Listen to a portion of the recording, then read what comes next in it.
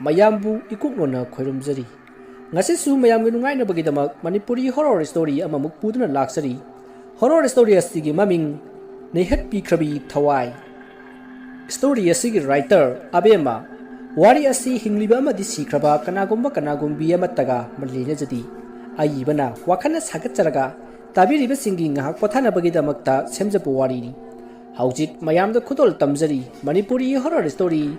nehat pikhrabi thawai Rosan Hemba amadi amuzau mukoi ahum khulgi mayai oirapna leiriba lampak aduda thabak hanakpagi ngehak pothaba oina hida khara khara paiminari maruda amuzauna yu ngauri tawraga hairi itaw mayam aidi handak aikoi khulsida tawraibasi kiba ambu yawine maruda hemana heraibo hojikpu bhut kaina asu yamna chawkhalaba matam sidabu yamna paktiko nupara tadawna Rosanna amuk khumi adune but kayo diba aikhui ubada muoi wena chengidoribani asi hairaga makoi ahum nui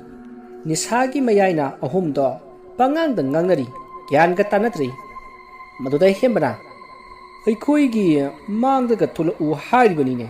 aidi pharaga itudu moithokene nupi ne ga nupi leitabane makoi ahumna nisa khaiduna wathi nganari ngai pungdi taramatoi makhairom tasinkhrai maduda amuzaudo yu ngauri itaw pungsi baro taramdore he ngasi gidi hanunaba tawrasi asi haraga makoi ahum hairi tawraga mayumlumda halakli rosanga amuzau gidi yamna naknai thongan ama anidang khetnai hembagina moi anidagi khara chatli amuzau ga rosanga na laihore hemado mathanda hairi isaiga saktana mayum lomda lakli tanja aduda tungdagi nupi amagi khonjelda hemba haina kawbudungna tawri hembana hairi tawraga yingi kanamatadi leiba udi hembado yu ngauri tawraga hairi kanano numidang sida usittaba hatu uro hain laurami hembana hek leithorakpaga mapa chanana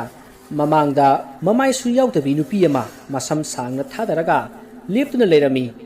nupi adu hek ubada akiba phangna kiki madu ubada hemato hoi ima ai sire haina lauraga maning halli mamai yaudabi but aduna nu aga nangbu ngasai aibu nangi nupi oini hai khidaine ai sida leire haina nokselai hemba khara ngaujaba nisaga loina halli peri tawraga aidi phagi tawbune ai haidi haina masaga du thak niklaga leiri somdasu hembagi mamaga mapaga do masa nupa thengna phawba halaktaba aduda thiba lakrami maduda ibohalna mama ada leiri basibu nacha nupa nattabarane maduda pisakna madini madi asida kedoriba asi haiduna anido masage manakta paraprap sangsilai aduga pisakna ibungo haina kawi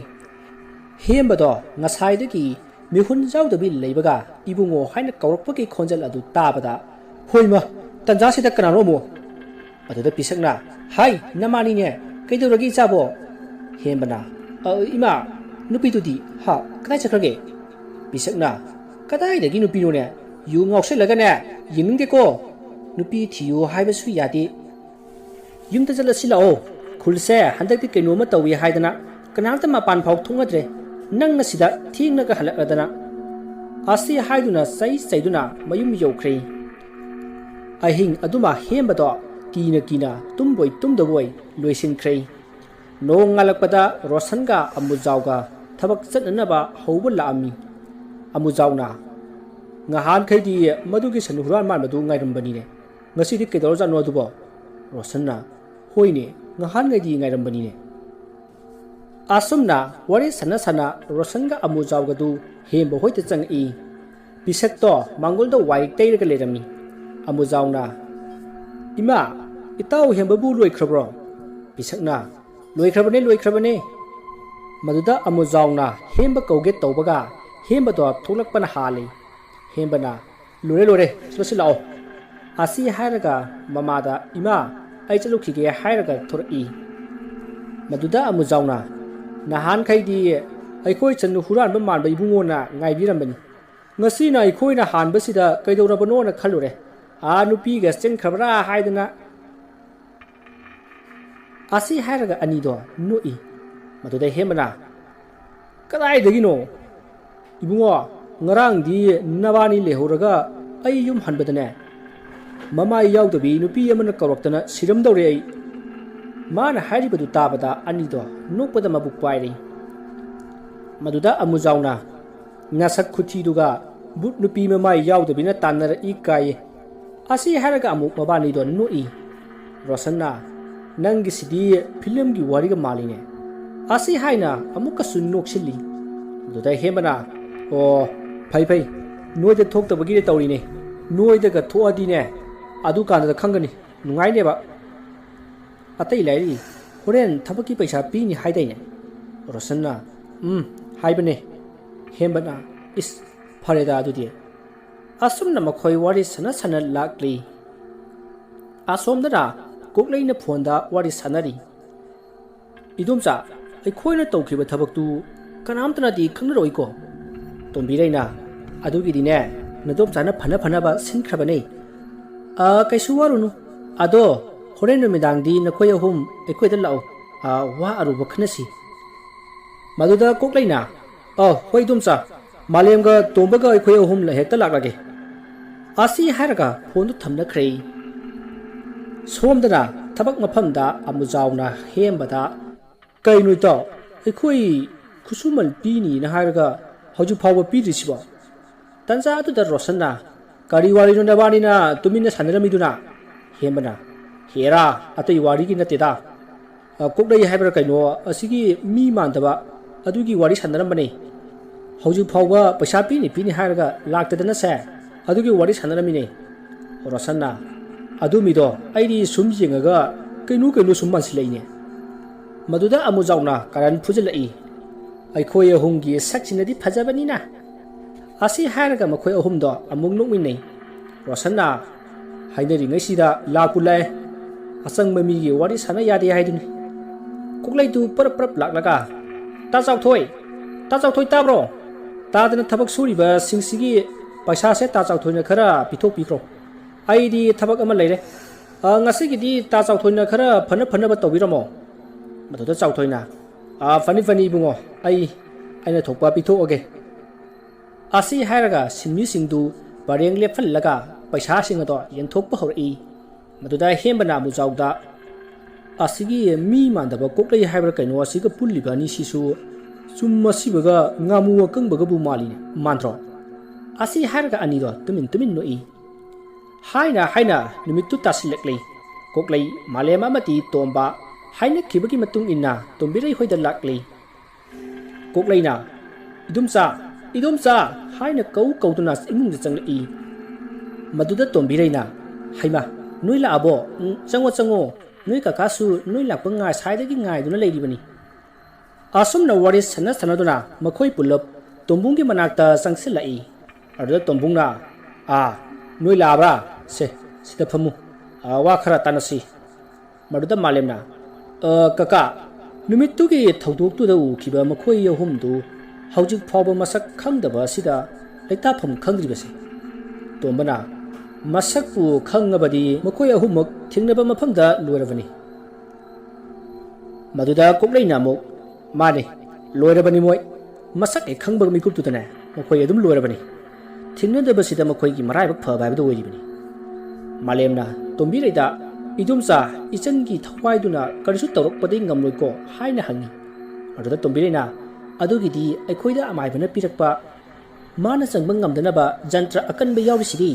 adugidi waruno ado noisu thenge hannaba tawro matam se phati ko masidagi koklei hoisu